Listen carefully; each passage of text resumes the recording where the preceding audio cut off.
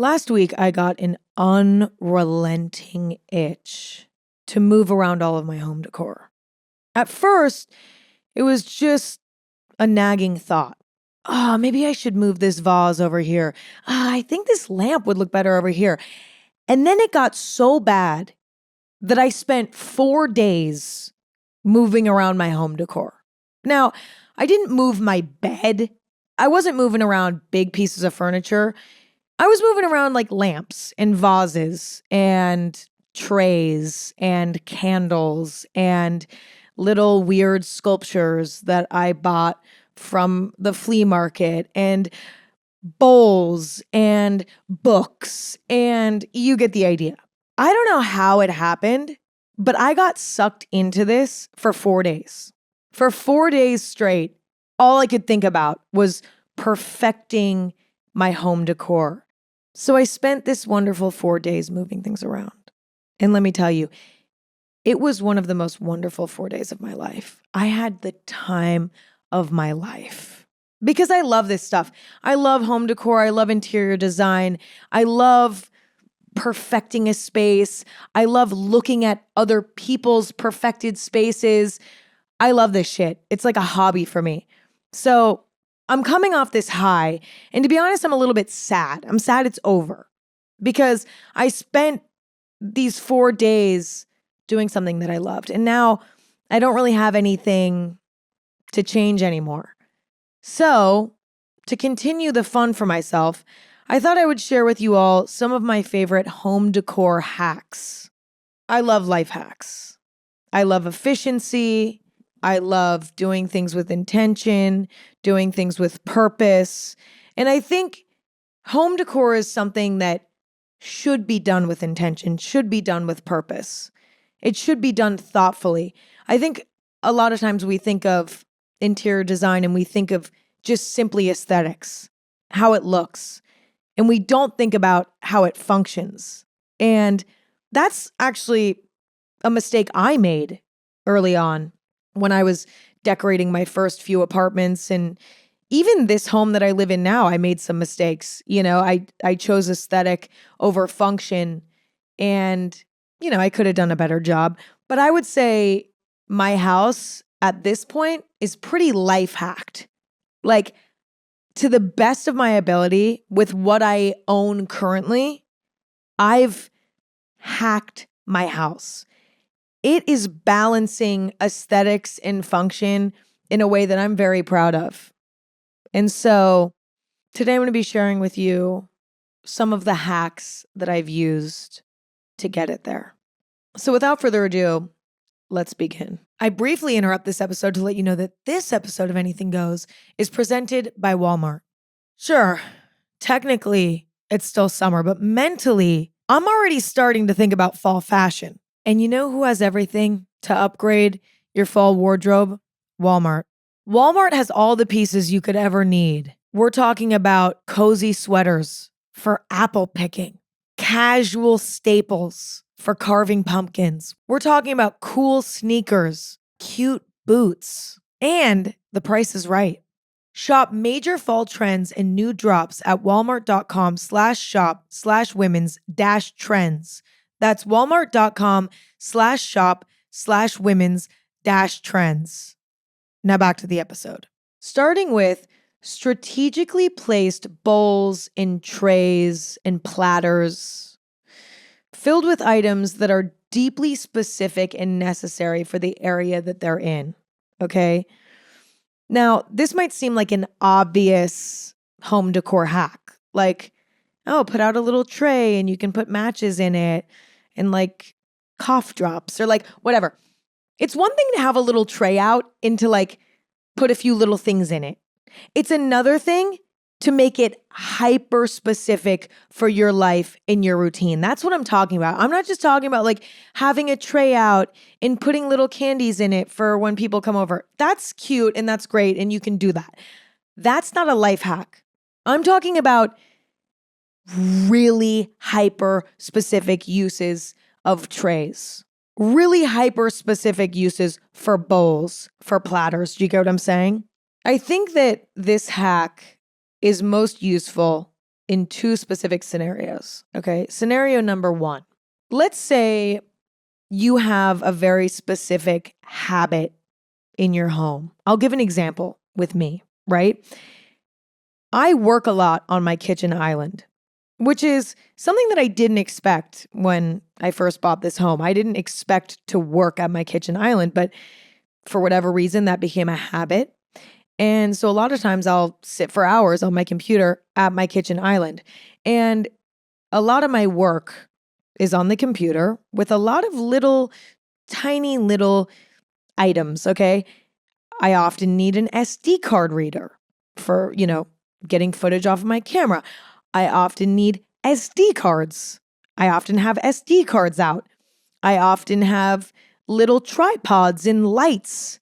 I often have multiple devices out. I have a lot of little items that I use for my work.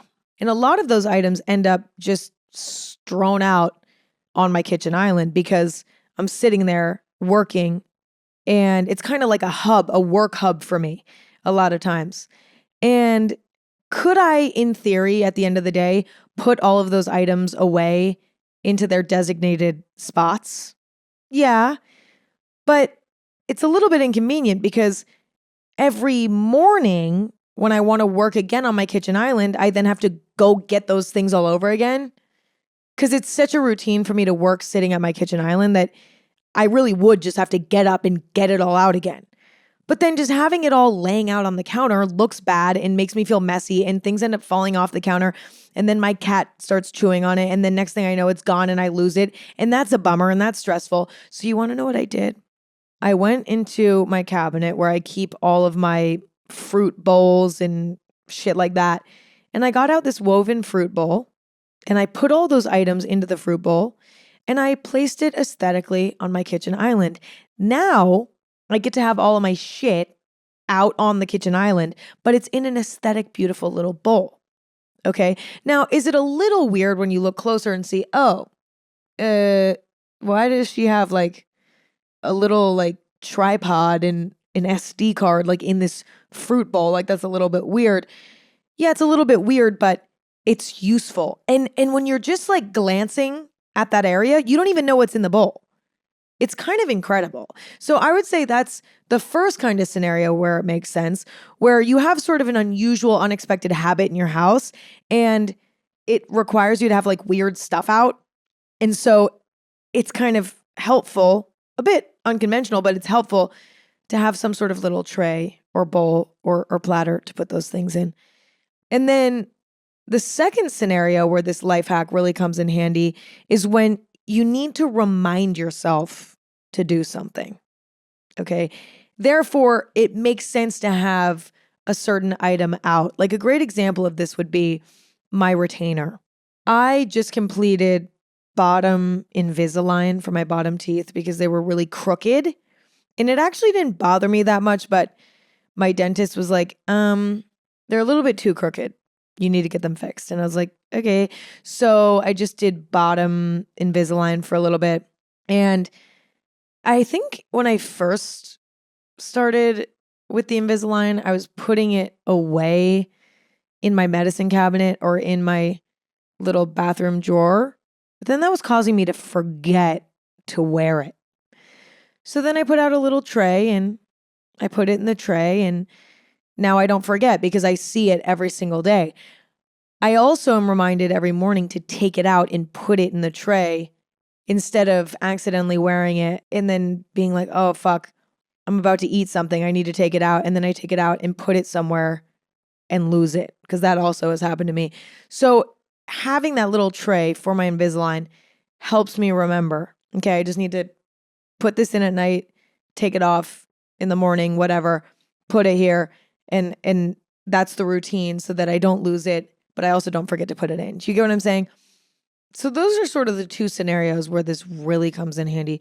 But I'll give you some more examples of ways that I've utilized trays and bowls and platters in my house to have specific items out in a very helpful way.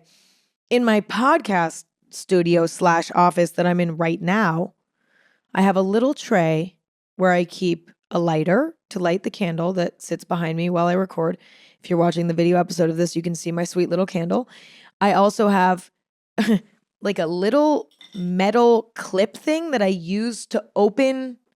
I don't even know how to fucking explain this. My podcast recording machine thing has this little latch door. And if you open it, there is the SD card that stores all of the audio files.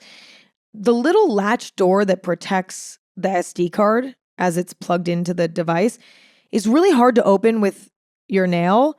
So I have this weird little clip that was like a hair clip, but I bent it and now it helps me open that. So I have that in this little tray in here. And then I have a lip liner and a lipstick to retouch up my lips because I overline my lips a lot because it makes me look better. Another example would be by my front door. This is actually very standard. Like everyone does this. I have a gorgeous bowl with all of my keys and wallet and Tide to Go stick and Listerine tongue strips and like the collapsible bag holder that you can put on the side of a table at a restaurant if you don't want to put your bag on the ground. Like I have a bowl with all of the things I could possibly need when I leave the house. Next to it, now this is the more hyper-specific tray, I have another tray just for my go-to sunglasses. Okay, I keep 2 pairs, one that I tend to wear to my workout classes almost every single time I go, and then 1 pair that I like to wear when I go on a walk or like, I was going to say a light jog, but I don't really jog these days. Mainly if I'm going on a walk, like an athletic sort of walk. And I keep those by the door because I wear them so often. I used to put them in the bowl with the rest of the stuff, but my glasses were getting kind of scratched and it just wasn't very pleasant. Next, I have a very elaborate collection of trays in my kitchen with all of my different pills. Okay. Listen, I don't take that many pills. That's not true. I actually kind of do. I take a few in the morning and a few at night. Most of them are vitamins, supplements, and allergy medicine. And then I have 1 medication that I take twice a day. And I will say, it's really like taking pills every day it's a bit tough to get into the routine of. And the only way I've been able to be consistent with it is having it out. Like I need it out. I need to see it.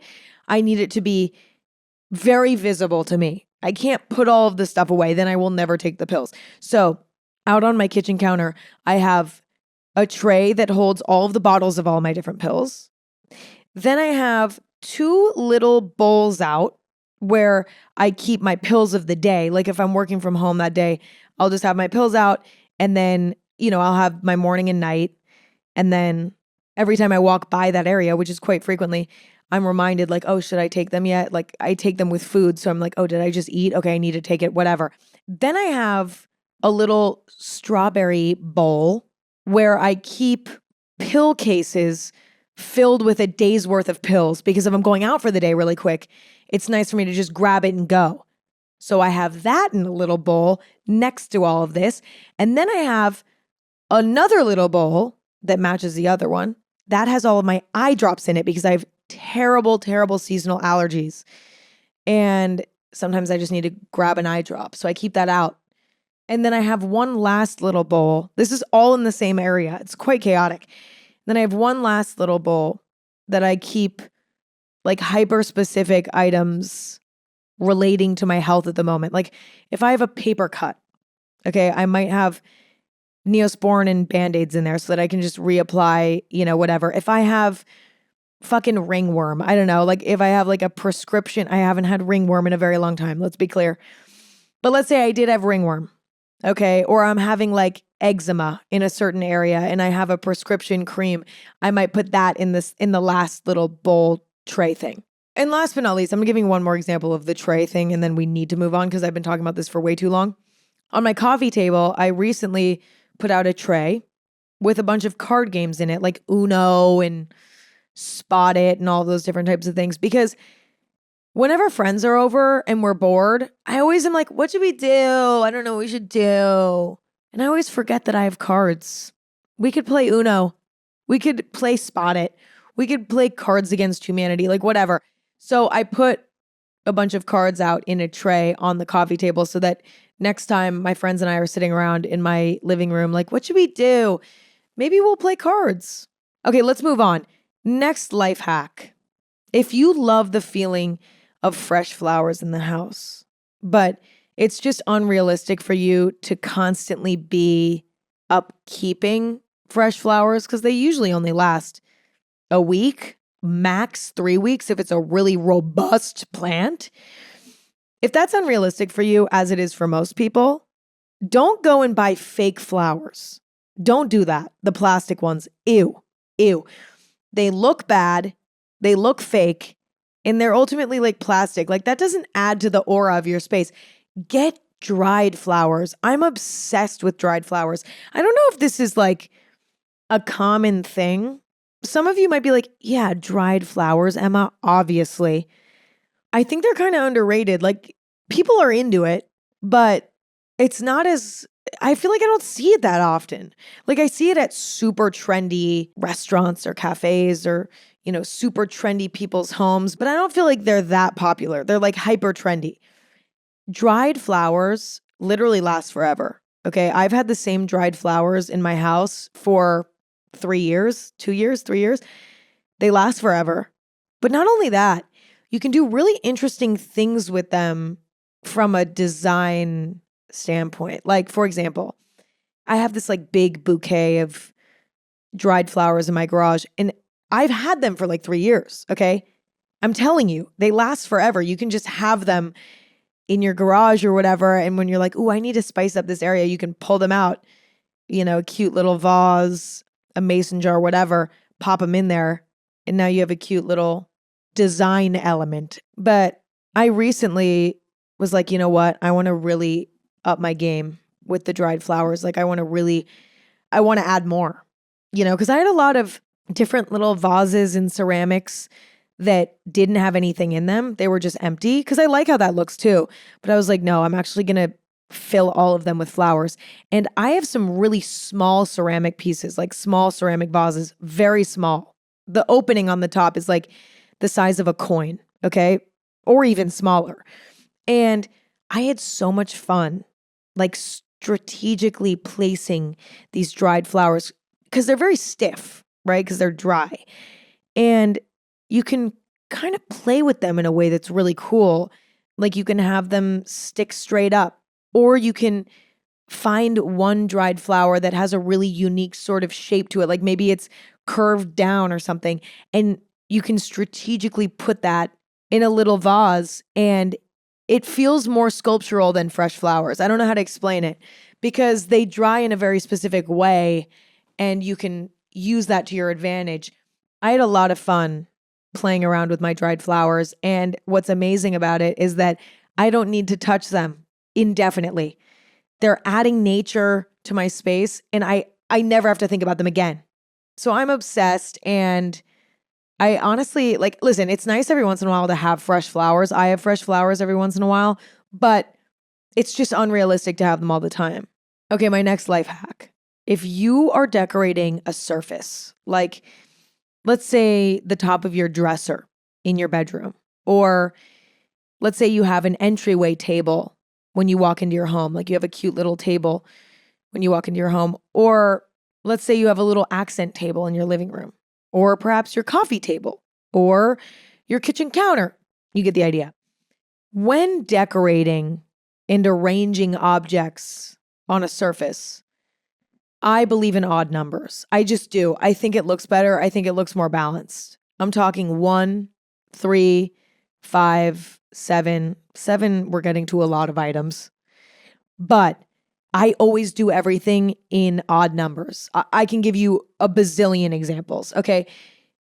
In front of my fireplace in my living room, I have 3 items. I have a bowl where I keep little fireplace equipment. Like I have a little remote thing and this little like fireplace key. Like I have to put this key into the fireplace and turn on the gas. So I have all those little things in this little wooden bowl.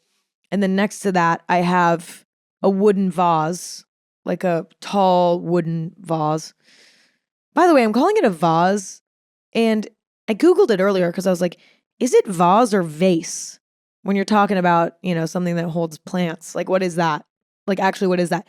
And apparently the British pronunciation is vase and the American is vase. But I've always said vase, and to be honest, it's chic to say vase. I'm not going to stop because I love the way I feel when I say vase. I'm never going to say vase. Vase feels wrong to me. But anyway, if you're like, why is she saying vase? She's not British. I don't know. I don't know. Everyone around me growing up called a vase a vase. And so now I call it a vase. And now I've said vase so much that it doesn't sound like a word to me anymore in my head. Anyway, so I have the wooden bowl with fireplace stuff in it. I have the wooden vase. And then on the other side of the fireplace, I have a larger wooden vase that has a dried plant in it. Now, I know what you're thinking. Emma, why do you have all of these flammable objects in front of your fireplace? Have no fear. They're far enough away that they're not going to catch on fire. Also, I have glass in front of my fireplace, so it's not an open fire. It emanates heat, but it's behind glass. So nothing's going to catch on fire. But anyway, it's too far away from it anyway. Moving on. Another example would be on my bathroom counter. I have little clumps of 3, okay? On the far left of my bathroom counter, I have a little lamp and a little vase with dried flowers in it and a candle. Little group of 3. Then in the middle of my bathroom counter, I have a tray that has hand soap and a little cup that holds, my toothbrushes and toothpaste and stuff. That's sort of one item. And then next to it, I have 3 little trays where I hold earrings, my Invisalign, and then like random shit in the third one. And then on the other side, I have a digital clock. Okay, that's a clump of 3. And then on the far right side of my bathroom counter, I have a little mirror that I like, has like the super zoom on it so I can pop my pimples. And and that's it. Now that might seem a little bit imbalanced to you, but for whatever reason, it looks good and it makes sense to me. Every little cluster is in an odd number assortment. And the countertop itself is like, do you see what I'm saying? It's very much odd numbers. Now, it might sound like to you, I'm losing my mind, okay? You might be like, what the fuck is Emma talking about? But I swear, when you're decorating a surface, odd numbers. Okay, let me give you an even more clear example. In my kitchen, I have above my kitchen sink this sort of platform, this wooden platform that is raised above my sink. And it's like a raised platform that's sort of a window as well. It's a very large platform, and I've always struggled to fill the space, but finally, recently, I figured it out. I have 5 items up there, okay? In the very middle, I have a massive enamel bowl that I can put fruit in or whatever. Next to it, I have a butter dish. On the other side of the bowl, I have a mortar and pestle. These are 2 items that I use sometimes, but not that often. So I kind of just use them as decor. And then up there, I also have a vase with flowers. And then last but not least, I have a little mini laundry hamper for reusable paper towels. Okay. It's a group of 5 and it just fucking works. Okay. If I were to take one thing away, it would be imbalanced to me. Odd numbers. I don't know what it is. It just works in my brain. If you're decorating a surface and you're like, something feels off, maybe it's because it's not an odd number. Maybe I'm also losing my mind. But without fail, if I'm like, why does this feel weird? It's because it's not an odd number. Do you get what I mean? Okay, whatever. Let's move on because I'm actually losing my mind. Speaking of reusable paper towels, okay, this is a new addition to my kitchen routine, okay? I don't even know if you could call it a kitchen routine, but this is a new update to my kitchen arrangement, all right? I still have paper towels out. I sometimes, want to use a paper towel that I'm going to then throw away after. But a lot of times when I'm cleaning up a mess after cooking or, I don't know, drying my dishes, I want to use a towel. Like I'd rather just use a towel. I don't want to waste a paper towel for those things. You know what I mean? There are very specific occasions where a paper towel makes sense to me. But my only issue with using reusable paper towels was that I never knew what to do with them when they got dirty. Like, yeah, I could technically, I guess, go down to my laundry room and like throw them in the hamper. But it's like, that's a long walk. Like, but then I also didn't want to have dirty rags like sitting out in my kitchen. Like, that also is kind of gross, depending on what I did with the rag or with the, with the reusable paper towel or whatever, dish towel, I guess. So my solution was, I'm going to get a little mini hamper for these reusable paper towels. I call them reusable paper towels because they're not fully dish towels. Dish towels are like massive. I'm talking about smaller towels that are almost like the size of a paper towel. And I usually have one clean one going at once and one dirty one going at once. Like the dirty one, I can use over and over again to like clean the counter until it's like too gross. And then it's like, okay, I'm going to put that one fully in the hamper. And then I have a clean one going usually for like a day or two where I can like wipe off dishes, like excess water off dishes before I put them away. And I have them hanging on the side of my little hamper. And then when they get too dirty, I put them into the hamper. Does that make sense? And this is wonderful because I'm just not abusing paper towels. But I will say it was challenging to find the little hamper for it. Finding reusable paper towels is easy. You probably have something already in your possession that could work. And if you don't, you can literally look up like small dish towels, reusable paper towels, and you'll find a bazillion different options. The hard thing to find is the right little hamper that would look cute on your counter. What I ended up doing, actually, I give props to my mom. I brought up this issue to her. I was like, I want to do this, but like, I don't know how to find a little hamper. Like, what should I even use for that? And she got excited about the idea and she was like, oh, I'm going to find something.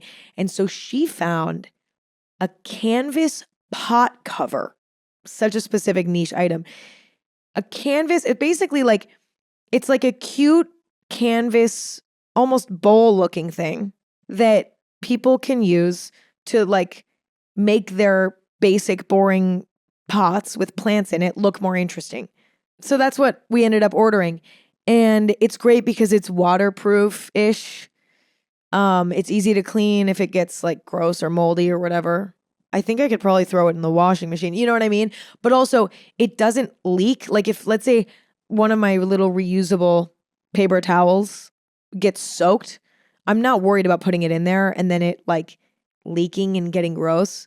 It's pretty contained because it's like a waxy canvas material.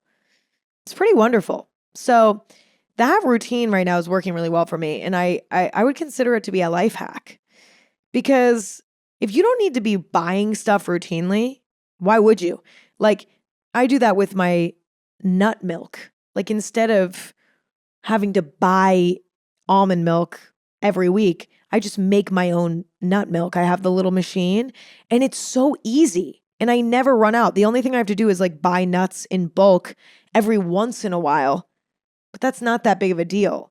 It's the same thing with paper towels. I'm trying to find as many ways to, I don't know, do things myself as possible because it's more efficient and less wasteful and it's just good. I briefly interrupt this episode to let you know that this episode is brought to you by Hotels.com. Okay, I'm going to let you in on a little secret. Hotels.com could help you level up your vacation. So if you sign up for free, I might add, you save up to 20% on select hotels. Yep, up to 20%. That's actual real money back in your pocket, which means yes to massages, yes to room service, yes to those little extras that make a trip feel extra special. Head to Hotels.com to book now. Now back to the episode. Okay, next. A life hack to make your home feel more cozy is to create your own lighting vibe through lamps instead of using overhead light. It is mind-boggling how important lighting is in the home to create a certain vibe. And I'll be honest, standard overhead lighting in homes, like my home too, no one is safe, okay, is not ideal. It's bright. It sometimes feels fluorescent. It's kind of overwhelming on the senses. And listen, there are times when it makes sense to blast all the lights, turn them all on, fuck it. But I would say majority of the time when we're at home, we're relaxing, we're recharging, and we want our home to feel warm and cozy and peaceful. And I will tell you, you're not going to get that from overhead lighting. I almost never use my overhead lights, to be honest. I mean, I do. Actually, not really. During the day, I usually just have, natural light in my home, and I leave it at that.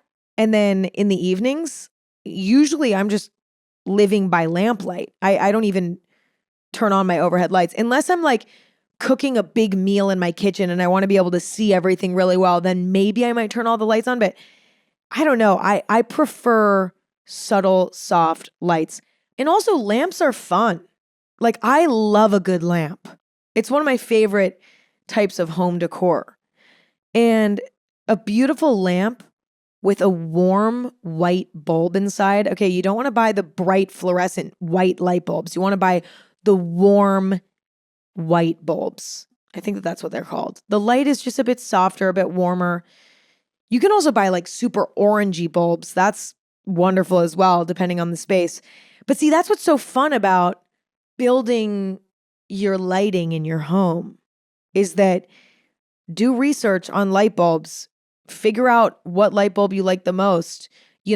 Curate your light bulb usage depending on the room. Like you might want really rich orange bulbs in your bedroom so that your room feels like being inside of a womb, being inside of your mother. Okay, that might be what you want. So you might want to use orange bulbs. In your living room, you might just want to use soft, warm white bulbs. You know what I'm saying? There's so much customization when it comes to building your own sort of light landscape in your home. Not only does it look cute because now you have a bunch of cute lamps, but also it's truly the exact aura that you want. You can create it.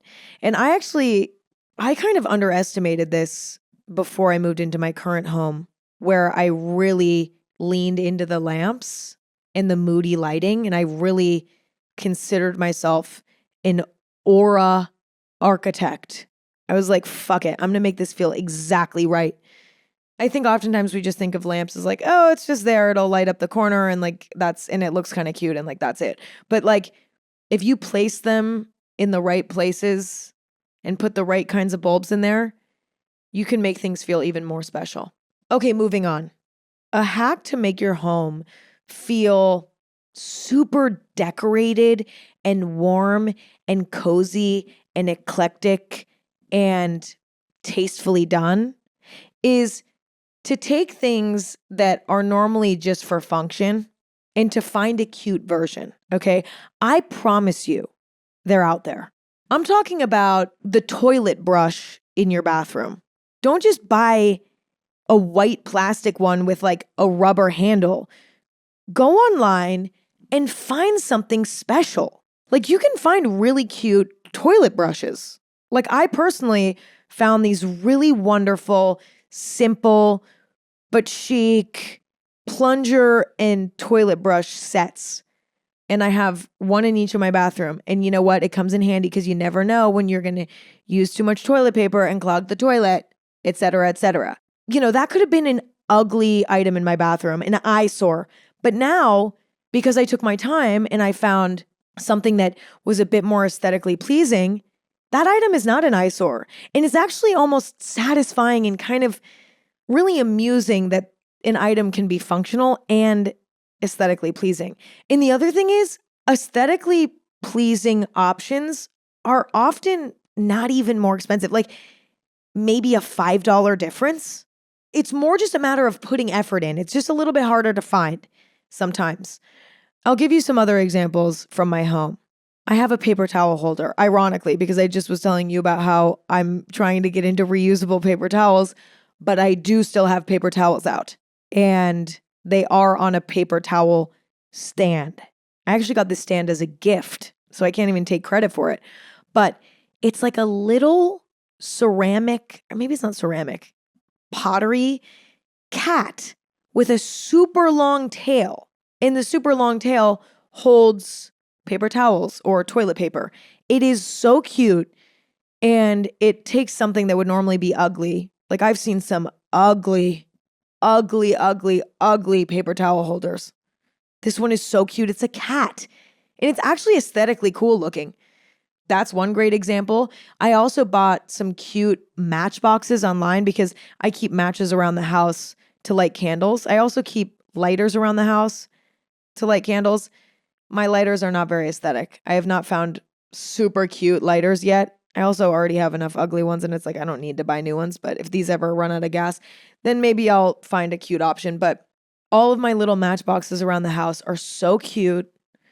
Like I bought this random pack online of these ones that have a bunch of different little kitty cats on them. Super cute. It's like matchboxes are usually kind of hideous. You know, like the standard, I don't even know what the match brand is, but like the standard, ew, it's like not that cute. Matches can be cute. Another great example, I have various different wall hooks in my house for various different reasons. Some of them are for hanging up towels, say in the bathroom. Some of them are for hanging bags on or in my kitchen. I use hooks to hang aprons, or in my closet, I have hooks that hold some of my purses or whatever. A lot of times when we want to install hooks in our home and we're shopping for hooks, we're just trying to find a goddamn hook.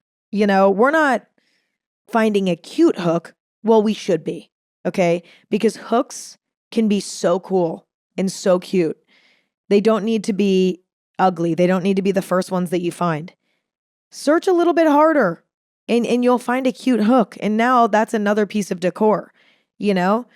Another great example, aesthetic candles. There are so many aesthetically pleasing candles out there.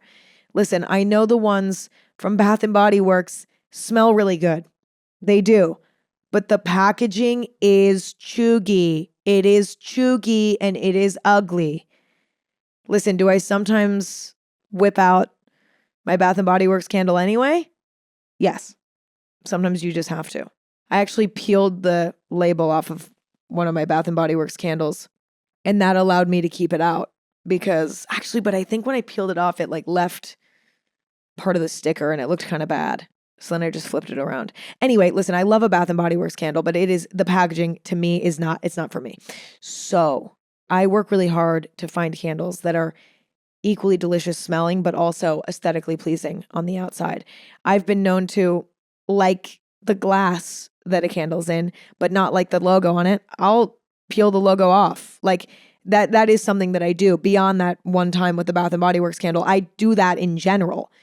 And I've often had success with it, but it depends on what type of sticker is on it. Either way, though, you can find so many different kinds of candles that smell good and look good. Another thing, cool salt and pepper shakers. There are so many vintage salt and pepper shakers out there that are so cool. You need to soak that thing though. Soak it, clean it, make sure it is spotless because it's a little bit gross to get that vintage, but I've done it and I use it. I don't know. It can be tempting to just buy like a simple salt and pepper shaker, the first one you find online or the first one you see at like Target. Like it's tempting, but that doesn't have as much character as perhaps thrifting one, getting one vintage, getting one from a flea market, whatever, or just finding something really specific and unique to you. You know, again, that's something simple that could be decor if you just took a little bit more time. And the last one I can think of for now is blankets. Pick blankets in beautiful colors that complement the room that you're putting them in, you know? Perhaps get blankets that have a beautiful pattern on it. Blankets can be an accessory as well. The whole moral of this story is take the time to find the most beautiful version of functional items that you can find. Because at the end of the day, that's what home decor should be. Functional items that look beautiful as well. I do think that there's a little bit of room in home decor to add things that bring a certain energy to a space. Don't get me wrong. That is also, in my opinion, maybe like 30%, 40%. No, not even. I'm going to say 30% of interior design of home decor. The rest of it is finding functional items that look really beautiful, that you like the way that they look. And again, it doesn't need to be expensive. It's not about how much it costs. It's not about that at all. It's about taking the time to find these items. That's the thing about it. But the difference that it makes in the aura of your home is very palpable. And the thing is, I think oftentimes we can choose certain functional items on a whim, like, oh, this paper towel roll holder is fine. Like, it's kind of ugly, but it's fine. You know what? I'll like make up for it by putting a beautiful piece of art on the wall. But it's like, you can't, no. Like, make the whole world, build the whole world if that's something you're into. Why not? I don't know if that's really a life hack. It might be more so a piece of advice, but anyway. Okay, moving on. Strategically place clocks around your house, okay? Don't just put them where they look cute. Put them where they make sense. Like, for example, I have a clock in my bathroom. It's like a little standing clock on my bathroom counter. And I love having that there because in the morning, when I wake up and walk into the bathroom to go to the bathroom or to like brush my teeth or whatever, I can see what time it is. Obviously, I kind of know what time it is when I wake up because I'm looking at my phone to turn my alarm off, or I'm getting up to turn off my physical alarm clock because I have one of those too. And I use both. But there's something really nice about my first conscious moment, which is me in the bathroom usually. Like, I would say 99.9% of mornings, I'm in the bathroom. Like, that's my first action, right? It's my first action while I'm awake. I'm conscious at that point. Then I get to see the time again. And then again in the evening when I'm getting ready for bed, a lot of times I don't know what time it is, to be honest. I have no clue. And it's helpful to, I don't know, look down while I'm brushing my teeth and be like, okay, it's 10:30. What time do I need to get up tomorrow? Am I going to be exhausted? Am I going to need to take a nap tomorrow? Should I schedule that in? Like, it's all very subtle things, but there's something really nice about having a clock in my bathroom. Also, when I'm in the shower, if I'm showering and getting ready for something, it's nice to be able to look over at my bathroom counter and know what time it is, see if I'm running late or not. I also have a clock by my front door on this little entryway table because when I'm leaving, I like to see what time it is. And when I get home, I like to see what time it is. That's very helpful. My alarm clock in my bedroom, okay, it used to be in a really good spot, but then I ended up moving it because I didn't like how it looked. But now it's not in as convenient of a location for me to look at. I actually have it on my nightstand. I have a fireplace in front of my bed. Like, if I'm laying in bed, I'm looking at my fireplace. And I used to have my alarm clock, my physical alarm clock, sitting there by the fireplace. And so to turn it off, I'd have to like get up and turn it off. But it didn't look good there. It was very functional there because I could see what time it was and I'd have to get up to turn it off. But it just looked ugly. Whereas on my nightstand, it looks amazing. It looks amazing. But it was nice to be able to lay in bed and look at what time it was and also wake up in the morning and look at what time it was. I don't know. It was kind of nice. So I need to figure out a solution to that. Maybe I need to get a different, I don't know. But anyway, strategically placed clocks. Like, really think about when you want to look at the time the most and then put clocks there. Like, don't just put a clock on a wall because it's like kind of cute there. If you're never going to check the time there, it's a fucking waste of space. Put something else there. That's my opinion. Life hack. Make it so that you don't have to be checking your phone every time you want to know the time. Ideally, we're placing items in our home where they're actually going to be utilized. You know what I mean? Okay, next. One of my biggest pet peeves when it comes to home decor is ugly cords. Like a lamp with an ugly cord. You could have this gorgeous, gorgeous, gorgeous lamp, but the cord is hideous and it sticks out like a sore thumb. There's nothing worse. I actually am having that issue in one of my bathrooms right now. I just put a new lamp in there. Well, not a new lamp, but I moved a lamp from one room into that bathroom because it looks so much better there and makes so much more sense. However, where this lamp was before, you couldn't see the cord. Now you can see the cord. And the cord is bright white. And the rest of the room is very like dark and woodsy. And then there's this big white cord. It looks hideous. Don't worry. I have a solution for myself and for you if you ever find yourself in this predicament. It's a little bit extra. It's a little bit high maintenance, but I promise you it's worth it, okay? I've tried to like make a cord blend in. I've tried, clipping it to the wall, There's little clips that you can get to like kind of tape it flat to the wall. That doesn't look very good. I've tried it. It doesn't look that good. I've tried just like wrapping the cord up tight so that it's not like all bundled on the ground, perhaps even, taping it to the back of the lamp. I've tried all these different things. Nothing works. You can't hide the cord sometimes. Sometimes you just can't. So don't. Make the cord cute. My mom is very crafty, sometimes even more crafty than me. And she turned me on to spray painting lamp cords so that it matches the wall or it matches the floor or whatever. And listen, you might need to do a little bit more cord management. You might want to twist it up and like push it behind the lamp or like, I don't know, you might need to do a little bit more after you paint it. But once it blends in, as long as the cord isn't just like all over the ground, looks pretty good. And you don't even think about it. Another option is a cord cover. I actually have this wonderful sconce in one of the rooms in my house. It's like this big green flower with a big bulb in the center of it, this big sconce. And the sconce is not hardwired into my house, right? It's something that we hung up almost like a floating lamp, but there is a cord that's connected to it. And the cord basically just dangles onto the ground. Now that's not the cutest, just like a raw cord out. So there's a cord cover on it, a cute one with stripes.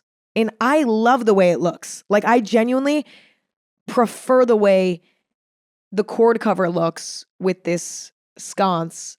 I prefer that over it being hardwired into the wall and there be no cord. Like I love the way that the cord looks.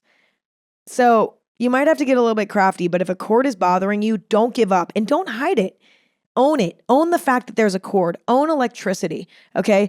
We're not at a point yet where we have magic light bulbs that you just twist into your lamp and they just are lit all the time and you don't need electricity and you never need to charge them.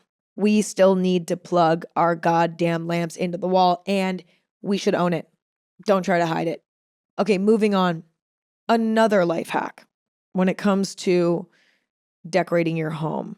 This works if you're rearranging stuff or if you're just moving into a new space and you're trying to figure out what to do with all of the furniture that you already have, or you're trying to figure out what you need and what to choose for various spaces. I always like to choose some sort of aesthetic theme for each room. Now, I know what you're thinking. Emma, like we all have our own personal home decor style. Like, is that what you're talking about? Like, that's pretty self-explanatory. No. I'm talking more hyper-specific. Every single room in my house has a sort of aesthetic code and theme that really only makes sense to me, to be honest. Like, I wouldn't expect anybody else to understand it, but it makes sense to me. I'll give you some examples of how I use this, and then maybe that'll help you figure out how you can use it. You get what I mean?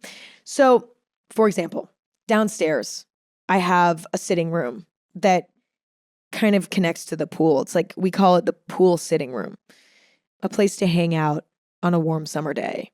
This room is nautical themed. So all of my nautical home decor ended up going in there. And when I was buying pieces for that room, I was trying to stay in a nautical world, right? I have a little fish pillow in there. I have a bunch of little trinkets that relate to the ocean in one way or another. I have a little lighthouse sculpture and a little fisherman sculpture. And I have nautical books in there. Like I like nautical things. I love the ocean. I love all of that stuff. And so I wanted that room to feel sort of nautical. And so I took all the stuff I already had, put it in there. And then when I was shopping for that room, I kept that in mind. It doesn't feel like so on the nose that the room isn't livable. It just helped me guide my decorating and my shopping. For whatever reason, I wanted that room to feel nautical. So that's what I did.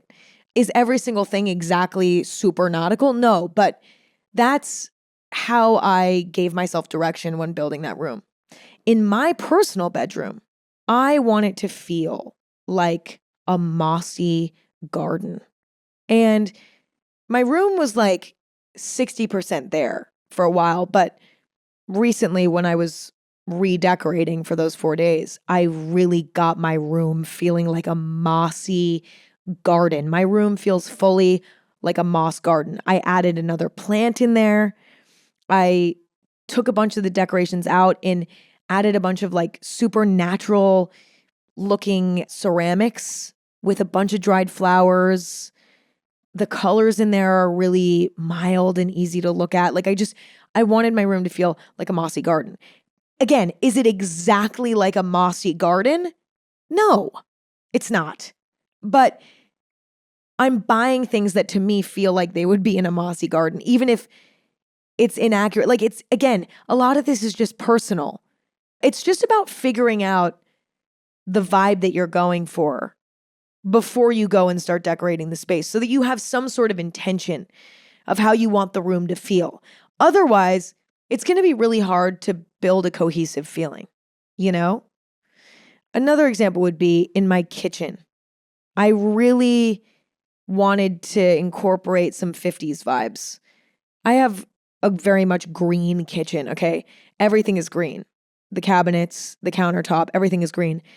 And it also feels a little bit modern, like all of the, I don't know, it doesn't look modern, but it also doesn't look vintage. It's sort of somewhere in between, I guess. But I really love 1950s kitchens. I love all the enamel jars and bowls. I love little ceramic fruit bowls. I love that are shaped like fruit, like a bowl for fruit that's shaped like fruit, like shit like that. Okay. I love that stuff. And so I wanted to make my kitchen feel kitschy. So I put all of these different items in my kitchen that fit that criteria. I have this little rolling cart that's vintage and it's red with cream accents. I put that in there. I got this vintage jar that has cherries on it. I put that in my kitchen. I have this large enamel bowl that I discussed earlier, actually, this massive enamel bowl that's cream with red. I want it to feel retro and bright and poppy and fun. So that was sort of the vibe I wanted to go for in my kitchen. I wanted to bring some of that 1950s kitchen into my kitchen. And so over time, I've, collected those items. And listen, I could go on all day about this, but the moral of the story is it's so helpful to know what feeling you're going for, to know what aesthetic you're going for. Otherwise, you'll end up with a space that just doesn't feel quite right. And that was really what I worked on during those 4 days of redecorating. I really went into each room and asked myself, what do I want this vibe to be? What is this exact vibe? And then I moved things around in my house. It was almost like a puzzle. I'll give you an example, okay? In my kitchen, I had this little wooden sculpture of a fisherman. And I had this epiphany.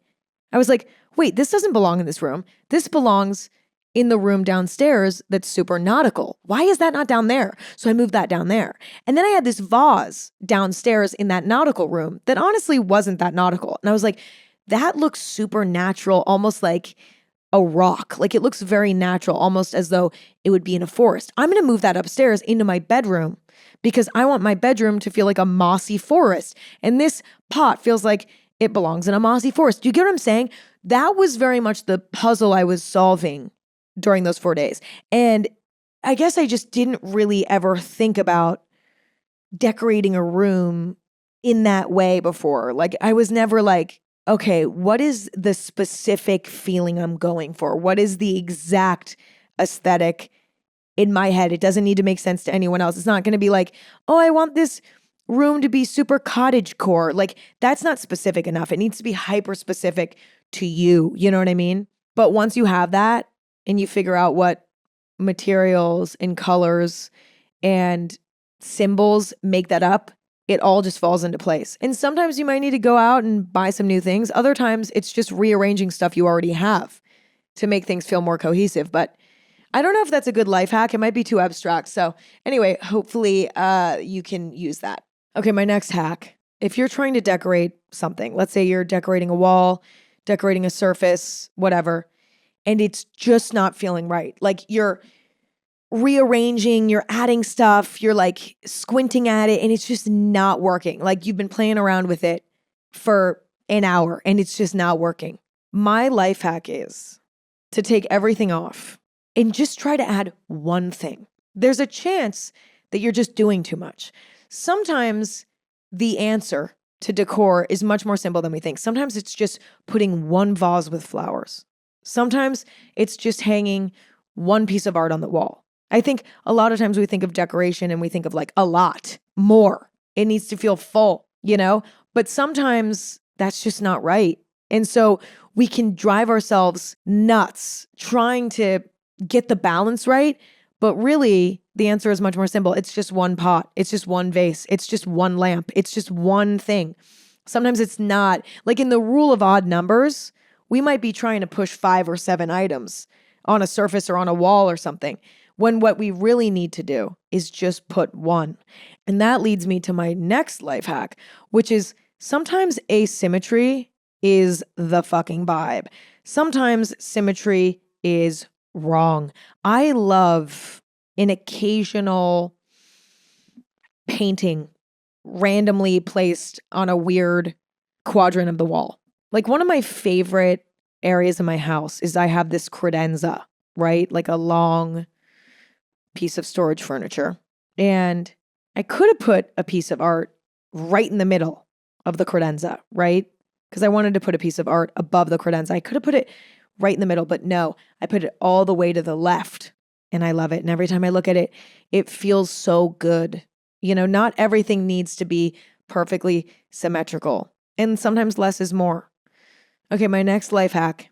If you're decorating a surface and perhaps you're putting, again, like candles, vases, whatever the fuck, and you're putting things down and you're organizing them and it's looking really bad and it just feels empty, you need to put a book down. Put a book down, maybe 2, maybe 3, and then put these objects on top of that. Sometimes that just makes it make sense. I don't know why, but I have that in multiple places in my house where I wanted to have a candle out and perhaps a vase and perhaps like a tissue box or whatever, blah, blah, blah. And like I tried to put them all out and it just didn't look good. I'm actually specifically talking about my makeup vanity. I wanted to decorate it, but also put out some functional items. And I was trying to organize it and it just did not look good. And then I put books down underneath the functional items and the decorative items and boom, it just looked good. It looked complete. Sometimes that's just what it needs. Okay, and then my last life hack is go to flea markets. Okay, I just had the most wonderful flea market run recently. And I got so many wonderful things. Not so many, but I got a handful of wonderful things. Actually, I shouldn't say a handful either because a lot of the items were very large. I just think flea markets can be such a great source of unique home decor that you can't find anywhere else, that is priced right. The price is right. Like at my most recent flea market run, I found this massive metal tree. Massive. And immediately when I saw it, I was like, this is either the most ugly thing I've ever seen or it's going to be perfect in my dining room. And it's the statement piece I've been waiting for. It was $150. This is a massive piece of like art. And art is not cheap, okay? I was shocked that it was only $150. Not the cheapest item, but this thing is big, okay? Got home, hung it up. It's amazing. It literally looks like it could be $5,000. It was $150. If somebody told me, I'm not even kidding, if somebody told me that that metal tree that is now in my dining room, hung up on the wall, was $50,000, I'd be like, maybe. Art is so expensive. So this is my point. You can find such amazing things from the flea market and the prices are usually pretty good. So I would say if you're buying decor items, that's the place. If you're buying furniture, be a little bit more careful. Like you don't want to buy a couch from the flea market. It might have fleas in it. I'm a little bit frightened of buying a used couch. Like, who jacked off on that couch? And how well can you really clean it? You know what I mean? I'm a little bit more skeptical of that. Whereas like a vintage bowl, ceramics, art for the walls, coasters, I don't know. Like there's, little knickknacks that speak to you for whatever reason that really are cool to you. There's nothing like going to a flea market. It's just the best. I think it's the best resource, at least in my area where I live. Okay. I think it's the best. So if you have one near you, hit it up. Don't underestimate it. It's the vibe. I don't think that's not a hot take, but I don't know. I think that's all I have for today. Those are all my home decor hacks. I'm realizing some of it was advice, but that's kind of like a hack. Advice, it's kind of the same thing. To be honest, I am so hungry. I need to eat dinner and I'm so excited because I'm going to make a really yummy bowl for myself right now. And so I'm really looking forward to this. So I have to go and eat my dinner, but I love you all and I appreciate you all. And I'm so grateful that you hung out with me today. And if you enjoyed it, have no fear because there are new episodes of Anything Goes every Thursday and Sunday. Watch me talk on YouTube and Spotify and listen to me anywhere you stream podcasts. Anything Goes is on the internet at Anything Goes. I'm on the internet at Emma Chamberlain, and my coffee company is in the world and on the internet at Chamberlain Coffee. I love you all. I appreciate you all. And luckily, I'll be speaking to you in a few days, so you don't have to miss me too much. Sometimes when I give advice or life hacks, I'm like, is this shit so fucking obvious? Like, is it so obvious that it's like too obvious? Yeah, well, that's fine. Okay, talk to you later. Love you, bye.